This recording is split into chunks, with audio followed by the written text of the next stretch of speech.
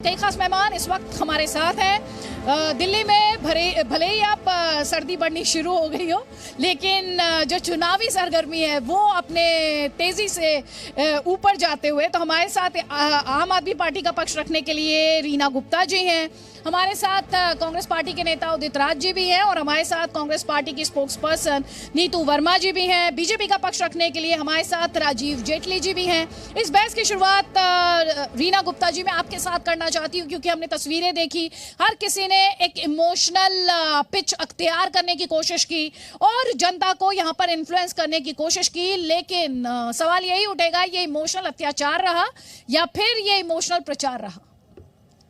देखिए अदिति जी, आम आदमी पार्टी ने हमेशा से मुद्दों की बात करी है, आम आदमी पार्टी ने हमेशा से काम की राजनीति की बात करी है और यही सारी बातें हमने गुजरात में भी करी हैं, क्योंकि भारतीय जनता पार्टी ने 27 साल में गुजरात में ज़्यादा कुछ किया नहीं।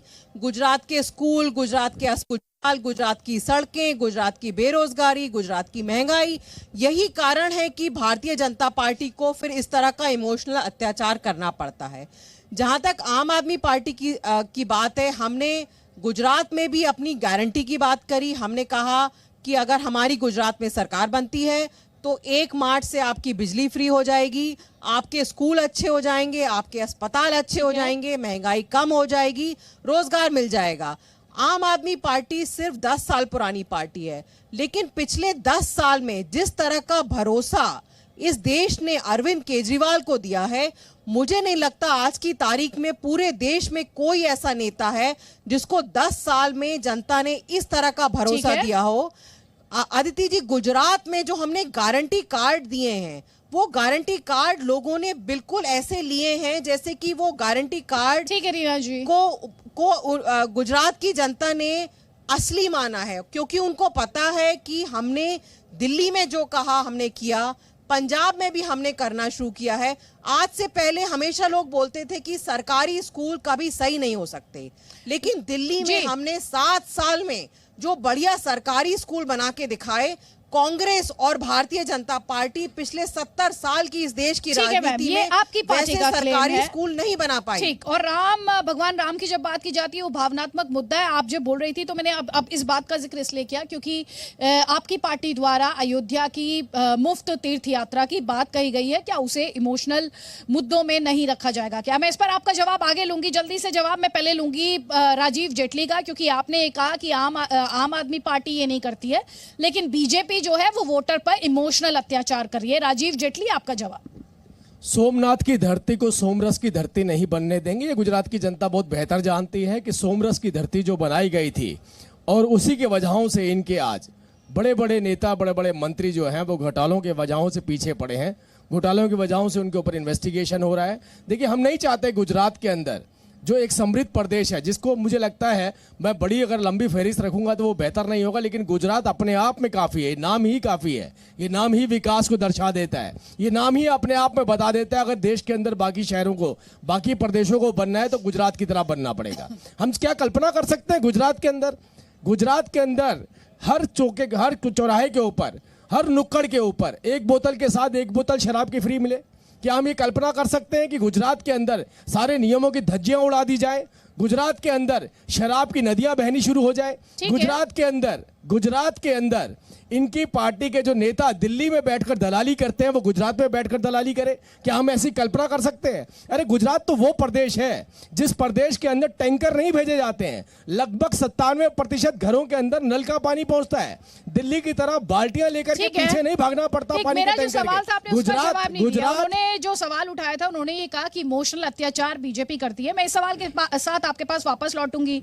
यही बात नीतू वर्मा, इन्होंने आपकी पार्टी के लिए भी कही। आपका जवाब कि 100 सिर वाला रावण या फिर झूठों का सरदार या फिर जय सिया राम, ये जय श्री राम बोलते हैं, जय सिया राम नहीं बोलते, आधुनिक भस्मासुर, अगर मुद्दों पर लड़ाई थी तो फिर तो इनकी गुंजाइश नहीं थी। देखिए, सबसे पहले तो मैं ये बात कहना चाहूँगी कि अभी हमारी साथी प्रवक्ता ने कहा कि केजरीवाल जी एक नया गुजरात बनाने के लिए गुजरात पहुंचे हैं, तो जब दिल्ली में पोल्यूशन जो था अपने खतरनाक स्तर पर था। दिल्ली के लोगों को गैस चैम्बर में छोड़कर गुजरात चुनाव लड़ने चले गए। दिल्ली की जनता ने विश्वास करके अगर उनको वोट दिया तो पहले दिल्ली की जनता के लिए सोचना चाहिए था। पहले दिल्ली को एक अच्छा मॉडल बनाना चाहिए था। अभी स्कूलों की बात ये कर रही थी, दिल्ली में कौन सा नया स्कूल बनाया है, कौन सी नई बिल्डिंग बनाई है? पुराने स्कूलों के नए क्लासरूम बनाकर उसमें लीपा पोती कर उसको नया मॉडल दिखाने की कोशिश करें। ये मॉडल आप गुजरात लेकर जा रहे हैं। गलियों में गलियां टूटी पड़ी हैं, जगह जगह कूड़े का ढेर है। एमसीडी में भाजपा थी, ये मॉडल आप वहाँ पर लेकर जाएंगे? और अगर आप बात करेंगी जय सिया राम की, तो सीता जी श्री राम की पत्नी थी और ये जग जाहिर है। हम हिंदू हैं, मैं भी जय श्री राम कहती हूँ, सीताराम भी बोलते हैं, राधे श्याम भी बोलते हैं, तो इसमें क्या गलत है? नहीं, गलत नहीं है, मैंने ये नहीं कहा इसमें गलत है। लेकिन जब चुनावों के इर्द गिर्द इस तरह की बात होने लगती है तब सवाल उठता है। गलत है ये किसी ने नहीं कहा। देखिए, ये प्रोपेगेंडा तो भाजपा का, मुझे रिपीट करना पड़ेगा, झूठों का सरदार, 100 सिर वाला रावण। प्रोपेगेंडा रहा है। जब चुनाव आने वाले होते हैं तब श्री राम की याद आती है। जब किसी भी प्रदेश में, जब देश में चुनाव होगा तो फिर श्री राम की याद आएगी। क्यों ये पहले मुद्दे क्यों नहीं? चलिए जवाब ले लेते हैं। बीजेपी ये कहती है कि आप चुनावी हिंदू हैं। बीजेपी ये आरोप आप पर लगाती है, आप ये आरोप बीजेपी पर लगा रही हैं। चलिए जवाब ले लीजिए। राजीव जेटली ये कह रहे हैं कि चुनाव में आपको राम याद आते हैं।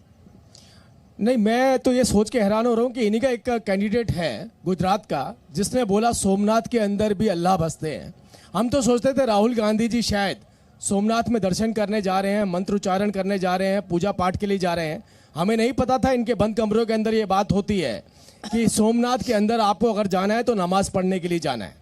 नमाज पढ़ने के लिए अगर वो जाते हैं तो आप इनकी आस्था के ऊपर खुद ही प्रश्न उठा रहे हैं। अरे सियाराम बोलिए ना। मैं तो कहता हूँ सोनिया जी बैठे, प्रियंका जी बैठे, राहुल जी बैठे, एक तस्वीर तो दिखा दें अपने घर की। फिर धार्मिक तस्वीर दिखा दें अपने घर की, जहाँ बैठ करके इन्होंने रामायण का पाठ किया हो, जहाँ बैठ करके इन्होंने सियाराम ना बीच में नहीं आपने बोला ना, बोला बीच में अच्छा नहीं लगता। उन्होंने आपको इंटरप्ट नहीं किया, मैं वापस आपको मंच दूंगी। पहले राजीव जेटली की बात पूरी हो जाए, उसके बाद डॉक्टर उदित राज का कमेंट लूंगी, उसके बाद रीना जी आपको, नीतू जी दोनों को फ्लो दूंगी। एक भी तस्वीर दिखाएं जिसके अंदर सोनिया जी जय सिया राम कहती हुई नजर आ रही हैं। एक भी ऐसी बात बताएं जिसमें राहुल गांधी जी ने इस राजनीतिक नारे के रूप में जो जय सिया राम बोला, इससे पहले कभी भी जय सिया राम बोला हो। एक भी बात ऐसी बताएं। देखिए, राम के भक्त इस देश के अंदर रहते हैं। राम के भक्तों को पता है कि ये मंदिर में भी क्या ढूंढने जाते हैं, और हमने नहीं कहा ये आप ही के उम्मीदवार ने बता दिया। हमें नहीं मालूम था कि आपके अंदर क्या चर्चाएं होती हैं। सुने, आप राम की बात करें तो आस्था, और कांग्रेस पार्टी या राहुल गांधी राम की बात करें तो आप कह रहे हैं तो चुनावी नारा है जय सिया राम जब उन्होंने कहा। अरे हम तो कहते हैं राहुल गांधी जी को हम पक्का भक्त बनाएंगे राम का, भगवान राम के भक्त बनेंगे। हम तो कहते हैं सोनिया जी भी माँ सीता की पूजा करें, और मुझे लगता है कि ये आजादी तो इनके पास होनी चाहिए। अरे ये तो एक पहला मौका मिला है, देश के प्रधानमंत्री ने बदल दिया इनको।